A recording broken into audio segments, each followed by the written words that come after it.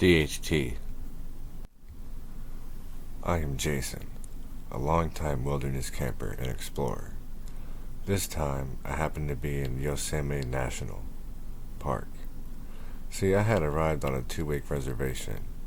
It takes quite a while to get on their list to get into some secluded area of the park that happens to be off limits to the public. I was lucky enough to know a guy who was able to get me back there. He said, I can get you back there, but you gotta get your way out on your own if you're able to make sure to pack all the right supplies and materials and know what you're getting up against when you're headed out in the great outdoors. Don't be a fool. If you mess around, you can easily find yourself in some hairy situations around there. The great outdoors is beautiful and scary at some time. We think we can take our time, but it seems that Mother Nature knows your tricks even before when you're going to do them. Yeah, right. Sure, Bill, whatever. I have no idea what you're talking about, but sure, I'll see what I can do. Alright there, Jason, don't believe me? It's up to you to find out soon enough, whenever you get there, far enough back there. You'll see the fire tower out there. I have some supplies up there for a few weeks. Be sure to let me know when you get out there. It's been a while since the World War I, you know.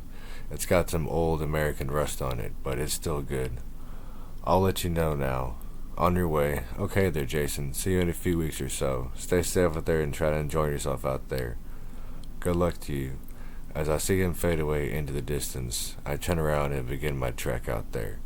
It happens to be almost a clear path. I happen to pull my machete to make it through the brush and foliage. I got about halfway and decided to camp out for the night. I gathered some wood around the forest. Luckily, it was dry. I had some dirt to go around the fire so it maybe not to spread and catch the whole forest on fire. Now that would be bad, bad, bad. I set up the tent for the night, beginning to hear some strange sounds. When I swear I hear maybe like a phrase once heard as a child. Only you can prevent forest fires. Forest fires? I was like, what the heck? Who is that? I thought. It took me a second to try to figure it out, where it was coming from. But first, I burst out of my tent, quickly screaming, wielding my knife in hand. But there was nothing there at all. I had to go ahead and stay up the rest of the night outside my tent. I go ahead and get some more firewood. As I get fire had died out after all.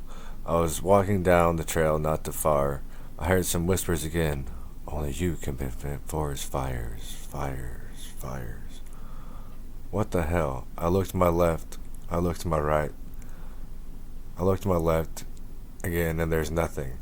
And I hear a hoot hoot. And it scares me. Ah! And then I happen to drop the tinder. I was carrying it for the fire, and then now I go back to pick it up, and as I get the last piece, I get a pushover by something. And I say, hey, what's the wise idea here? I quickly took out my Ruger Vortex Bird's Head Colt 45, 3.5 stainless steel weaponry, and almost fired. But I looked around and there was nothing. I was surprised. I was quite literally nothing there at all. I felt as if there was something had pushed me. Because I didn't trip, I looked behind to see me and see if there was a strong vine on the floor or a strong root or tree that had continued to run wild and had extended outward seemingly far past the area it should have. But again, there was nothing there. I swear, I remember have felt this gust of wind as if something had quickly dashed off, leaving no trace of its presence. As I felt something there watching me off in the distance. I was shook for a minute. I kept walking and still felt something there watching me.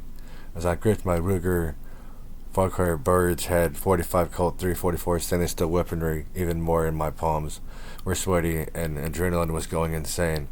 I kept on walking to collect more tinder for the fire. A few hours went by and it was getting hotter. It was only around 102 degrees, but it felt like it was 106 degrees out here. I reached into my rucksack and realized I had left my water back at the campsite. At least I had some jerky from a brand called Smokin' Gems, and I tore that plastic cover open and devoured it quickly as I could. I still kept walking on because there was a couple hours past noon. and I knew I needed to get back to the campsite before I got too dark. I kept on walking to get some more tinder to find some nearby berries and other food, and I quickly scavenged while I was out there. As soon as I saw the brush, and I thought that I had berries that I had placed by 45 back in my pocket, back into my rucksack, but I got my bag to place in the berries. I kneeled down to collect the berries, and I felt a strong hit. It was like something rammed against me with tremendous strength, as a 1,200 pounds had hit me with a intensity velocity. My head started hurting. I think I was bleeding because I felt some dampness. Everything started to go dark, and I passed out. Burned Hoover over the human on the floor. It was another one of those creatures. He didn't like their kind around his home. He had enough of them. He had always remembered why he hated these creatures so much. He remembered when he would fly into his fits of rage. He remembered what would happen during the time he had knew that it was happening more often. But when Brian went on his walks searching for food, he would sometimes have flashbacks of his life in his past, how he would trigger and remember his sense of pain dampening the earth. He would be uncomfortable by the fact that his sense was a constant companion in their lives. He would be taken out of the state of mind. He would continue walking around his home range, exploring and looking for food, water. Bruin never really had much rest to expect in the winter, when he would sleep for long periods of time. He would sleep for what a long time he felt as if the sun had set and rose many, many times before. He would wake up again, in a sense, times when he would have all his memories and fully know his past. It is here he would remember that he loved the way the forest embraced their home territory and sanctuary, tucked into a folded mountainside. His wife, Bjorn, had an artist's eye for changing hues and of leaves of their children. Emily, with their fairy spirit, and young Thomas, fully boundless energy, were as much as part of the woods as other creatures that he called at home.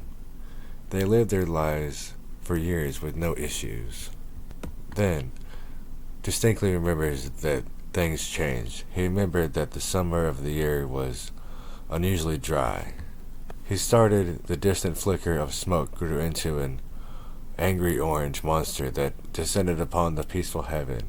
The air turned thickened with ash, and panic clawed by into its way in Bruin's heart. He and his family had started to move at a much quicker pace, their faces etched with fear mourning his own. This escaped blur of sirens and choking smoke were among the countless other feelings than the inferno, the toxin exodus of paradise that turned purgatory. As they ran forward, Bruin's gaze turned, returning to the tower of plume of smoke that darkened Monmouth against the fading daylight. Days turned into numbing haze as they roamed the trees of fallen dangers awaiting them. He looked back and saw the forest had claimed their own home, everything they owned, reduced to Cherry's remnants, but as the wrecked team had forced no trace of Emily and Thomas of his young cubs, the world shattered around Bjorn. Bjorn, her spirit usually was vibrant as the wildflowers, retreated into a silent despair. The days that followed were isolated with grief. Once vibrant Bjorn had come a ghost of her former self, her laughter replaced with endless tears.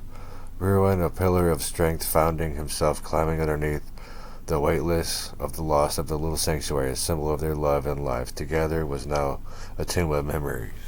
Even as the first stars began to appear, Bruin sat among the ruins of their home. The forest, once source of joy, now felt like a monstrous entity that had stolen everything precarious from him and the lying embers. As he saw the faces of his children, their laughter echoing and still in the night, and Bjorn in her pause, and her eyes filled the love that transcended even death. In the moment profound sorrow, a flicker resolved igniting him, that he would not let fire consume his spirit, that he would find a way to honor the lives of the lost to rebuild, not just a home, but a life filled with love, resentment, and fun for the ashes of their world. A new story was in waiting to be written, a testament to endure the power of the bear spirit. He would change his name and become Smokey the Bear. He would campaign for the foresters' safety and even work for other humans to create a better world. He did this for several years. Time passed. Smokey became a symbol of wildfire prevention, teaching others about the importance of safety. He researched his story with anyone who listened, hoping to prevent others expecting the same heartache. Through the scars of the faithful Dave reminded of Smokey found isolated in a mission. With the life torched, he felt his children's spirit beside him, guiding him, protecting the forest they once called home. And now Smokey the Bear became a beacon of hope, reminding everyone that they were not the only ones who could prevent forest fires. Wildfires, ensuring no family would ever suffer the same loss that he had endured. But more tragedy would happen. Bjorn, his wonderful wife, had disappeared. She was nowhere to be found. Just when he thought everything was settled down, and he had rebuilt a new life, that was when she disappeared. He wouldn't know what happened to her until later. That's when he found her. Her marmorated body with brown shaggy fur, and some areas were patches of fur as she had grown older. She had gone lifeless. In despair, her careless and found as she unusual holes around her head and chest. He didn't know what it was until a few days later he had seen a human using a weapon and shooting at a deer. Smokey quickly ran and watched the area from a distance as the deer fell and the human was collecting his trophy. He saw the human cautiously walk over to the deer, checking if it was still alive. Saw it was still moving. He pulled out a shiny object and then clicked, sending a loud noise that echoed into the forest, and then the deer went lifeless. He looked at the human and was conducting a fill of dressing, or removing the intestinal organs to slowly spoilage. Then he cut up the deer, placed it into, hung it up in a shady area, and then he started to walk away, and it was now dark. Smokey quickly walked over there to the area and sniffed the deer. He looked around the area and saw similar holes that was present on his wife. An intense rage fills this bear's soul. He was getting heated.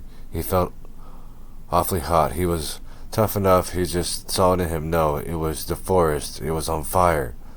Smokey's heart filled with anger and sorrow. The flames had started consuming everything he loved, living alone in the increasingly charied landscape he once thrived with life. He had to run away again. Smokey would only come back later, many days later, to check back on his home range. He didn't want to check. He didn't want to go back to relive the same experience that he had taken his children away. But Smokey needed to do what he had to do. He was Smokey the Bear. As Smokey wandered through the ashes, he stumbled on the evidence that the fire was not natural disaster, but it was the deliberate act of arson. Scorch marks on the ground, and a scent of gasoline lingered in the air. Igniting a fury within him, he discovered that a local arsonist, for his recklessness, the guard of her nature, had set the fire that took his home away from him. Smokey's shattered spirit and his grief morphed into a dark desire for rage. Determined to bring the arsonist to justice, Smokey began to track him down, using his knowledge of the forest, moving silently through the trees, listening to whispers among the winds that might lead him to the perpetrator. Days turned into weeks. Smokey's once noble mission evolved into a relentless pursuit fueled by rage. He no longer sought the protection of the forest. Instead, he wanted to see it burn, to unleash the fury of the flames that had taken everything from him in his quest. Smokey had become a shadow in the woods, a figure, a dread rather than believed protector that he once would leave warnings carved into trees, messages that spoke to the fire, destruction, installing fear in those who ventured too close. The forest sanctuary became a battleground of Smokey inner turmoil. Confronted the arsonist in a clearing, a very spot where the flames had roared to life. The arsonist was aware of the bear transformed, laughing at the sight of Smokey, believing him he was just a harmless mascot. But Smokey's eyes burned with the fire intensity and spoke with the vengeance that echoed in his pain of his loss. "You took everything from me," growled Smokey in a low, menacing voice. "Now I will show you the true power of fire." In that moment, Smokey unleashed a fury, summoning the flames that once consumed his family. The arsonist, realizing the gravity of his actions, tried to flee, but Smokey's relentless force erupted in flames, a fury reflection of Smokey's wrath, as he transformed a guardian into a forest of nature itself. Be sure to comment, like, and subscribe.